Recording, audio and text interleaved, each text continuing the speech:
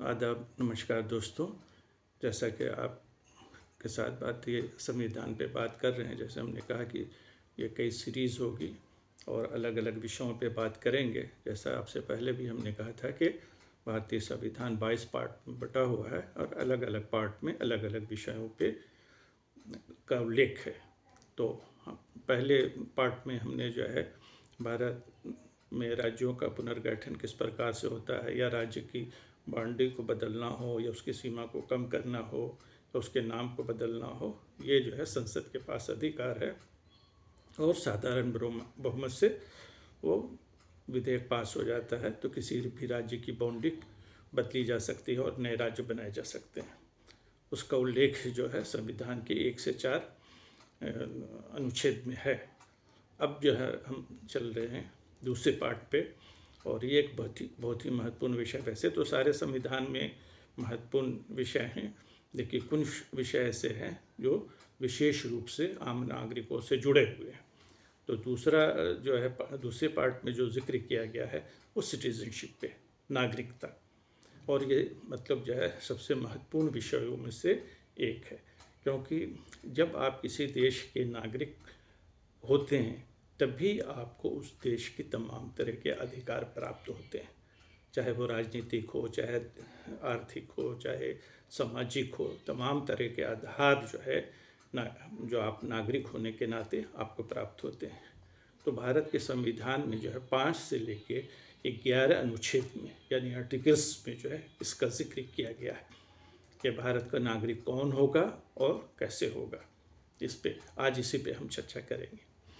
तो इसमें जो बात कही गई है कि भारत का नागरिक कौन होगा, तो जो भी भारत में पैदा हो, जब संविधान लागू हुआ तो जो भारत में जन्म लिया, यानी भारत की टेरिटरी में, यानी भारत की जो सीमा है उस सीमा के अंदर जो पैदा हुआ उसको ऑटोमेटिक जो है सिटीजनशिप मिल जाती है। दूसरी कंडीशन ये है कि उसके माँ या बाप जो है वो भारत के नागरिक हों, यानी पैदा होने के समय सपोज करो वो कहीं बाहर विदेश में पैदा होता है, लेकिन माँ या माता या पिता में से कोई भी एक अगर भारत का नागरिक है तो उसे भारत की नागरिकता मिल जाएगी। इसके बाद यह है कि अगर आप किसी दूसरे देश की नागरिकता प्राप्त करते हैं तो आपको भारत की नागरिकता खत्म हो जाएगी। ये एक चीज़ जो महत्वपूर्ण विषय है। भारत में दोहरी नागरिकता की व्यवस्था नहीं है। आप सिर्फ भारत, एक समय में आप भारत के ही नागरिक हो सकते हैं, किसी दूसरे देश की नागरिकता प्राप्त नहीं कर सकते।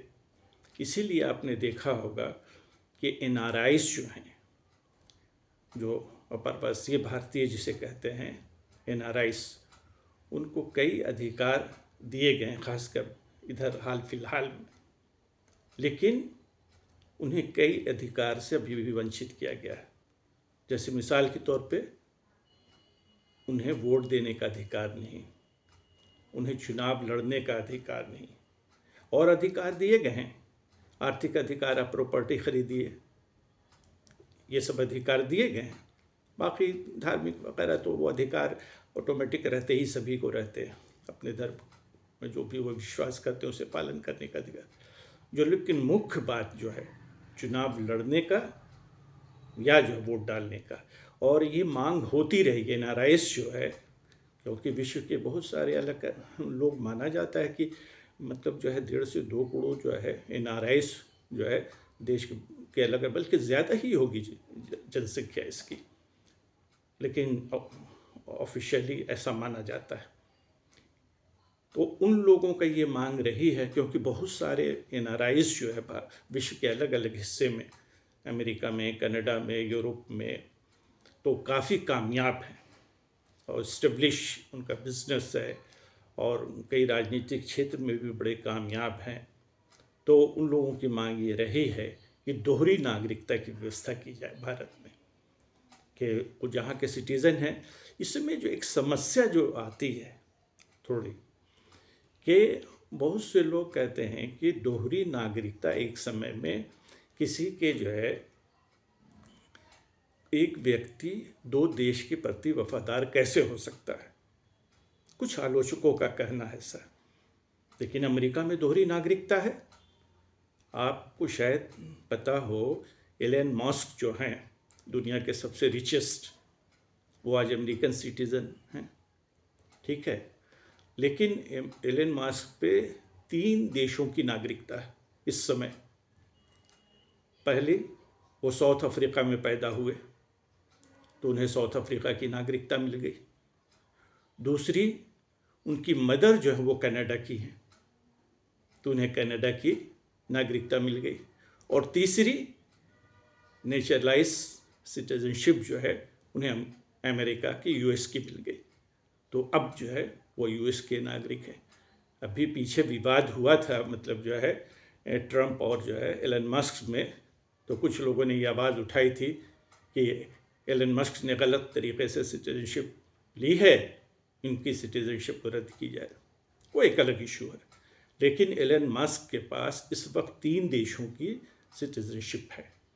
तो ऐसा बहुत से देशों में पता है, डुअल सिटीजनशिप जिसे कहते हैं, दोहरी नागरिकता की व्यवस्था। लेकिन हमारे देश में जो है एकहरी नागरिकता इसको कहते हैं, सिंगल सिटीजनशिप। अब भारत के नागरिक एक समय में, अब भारत के अगर नागरिक हैं तो विश्व के किसी दूसरे देश के नागरिक आप नहीं हो सकते। ये एक अलग बात है कि अगर कोई दूसरा देश किसी को ऑनरी सिटीजनशिप देना चाहता है, किसी ने किसी फील्ड में बहुत डिस्टिंग्विश काम किया, तो उस आधार पे जो है कई बार जो है, जैसे फ्रांस वगैरह, ब्रिटेन वगैरह जो है, उसको ऑनरी मतलब जो है सिटीजनशिप कहते हैं। उसकी लीगल वैलिडिटी नहीं, वो सम्मान के लिए होता है, ऑनर के लिए होता है। तो वो कई देश देते हैं। बहुत सारे दुनिया में और भी देश जो है वो किसी दूसरे के राष्ट्रपति को या पॉलिटिशियन को या इंडस्ट्रीज को या कोई भी किसी क्षेत्र में हो तो उसे दिया जा सकता है। लेकिन सिटीजनशिप नहीं, आपको नागरिकता नहीं मिल सकती। तो ये एक मतलब जो है हमारे देश में ये प्रोविज़न है कि एक सिंगल सिटीजनशिप की है या भारत के नागरिक।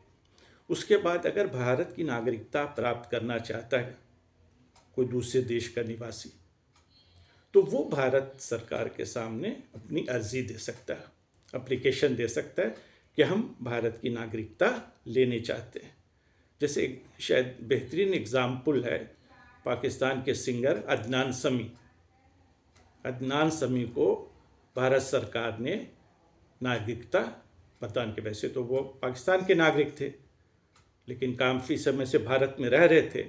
अगर कोई 5 साल लगातार भारत में रहता है तो वो भी जो है सिटीजनशिप बनने का हकदार हो जाता है, अगर उसे सरकार मतलब अपनी तरफ से अनुमति दे देती है। तो किसी दूसरे, लेकिन जैसे ही आप भारत की नागरिकता प्राप्त करेंगे, आपको दूसरे देश की नागरिकता तो ऑटोमेटिक ख़त्म हो जाएगी, उसको त्यागना होगा। तब अदनान समी जो है वो भारत के नागरिक तो हैं, लेकिन वो पाकिस्तान के नागरिक नहीं रहे। तो ये एक चीज़ आपको यहाँ पे समझना ज़रूरी है कि कोई भी व्यक्ति विश्व की किसी देश की नागरिकता प्राप्त करता है वो तो ऑटोमेटिक इस देश की नागरिकता ख़त्म हो जाएगी, ठीक है।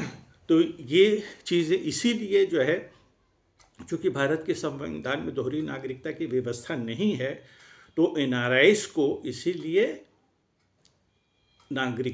पूरी नागरिकता का अधिकार नहीं दिया गया, इंडियन सिटीजनशिप नहीं दी गई है। उन्हें कई जो है आर्थिक, सामाजिक ये अधिकार दिए गए हैं एनआरआईज़ के नाते, इंडियन ओरिजिन होने के नाते, लेकिन उन्हें सिटीजनशिप नहीं दी है। जैसे हमने कहा, राइट टू वोट या राइट टू इलेक्ट, मतलब जो है वो चुनाव ना तो लड़ सकते हैं और ना ही जो है वो वोट डाल सकते हैं। तो ये एक डिफरेंस मतलब जो है ये रहता है। ऐसा हालांकि देखिएगा कि आज एक बड़ा सिटीजनशिप का एक बड़ा मतलब जो है मसला चला हुआ है कि स्पेशल इंटेंसिव जो मतलब जो है ये सर जो है रिवीजन चल रहा है वोटों का, तो उसमें भारत में बड़ा विवाद है। तो ये बात तो सही है, हम इस पे आगे चर्चा करेंगे कि संविधान के अनुसार वोट देने का अधिकार केवल भारतीय नागरिक को है।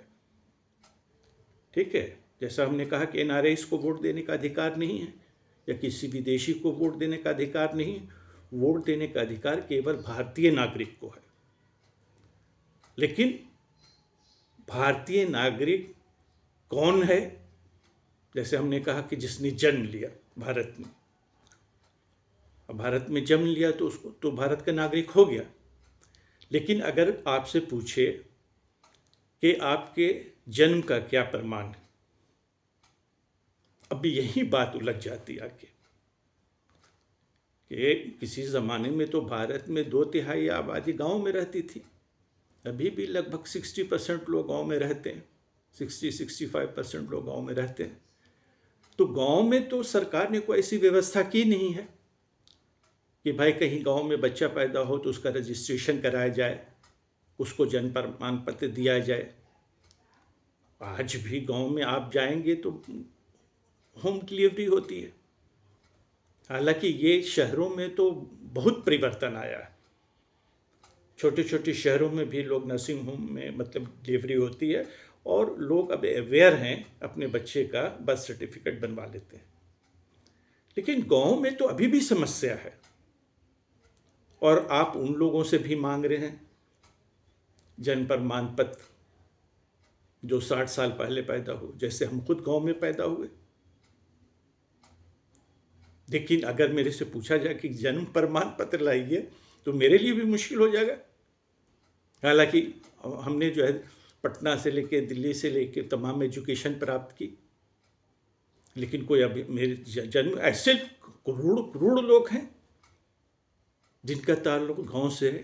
या इवन की जो सरकार में लोग बैठे हुए होंगे उनके पास कौन से प्रमाण पत्र? जो मंत्री जो 70 साल के बैठे हुए हैं, मेंबर पार्लियामेंट बने हुए हैं, सरकार में मंत्री बने हुए हैं और बड़े बड़े ओहदों पे बैठे हुए हैं, उनका कौन सा प्रमाण पत्र होगा?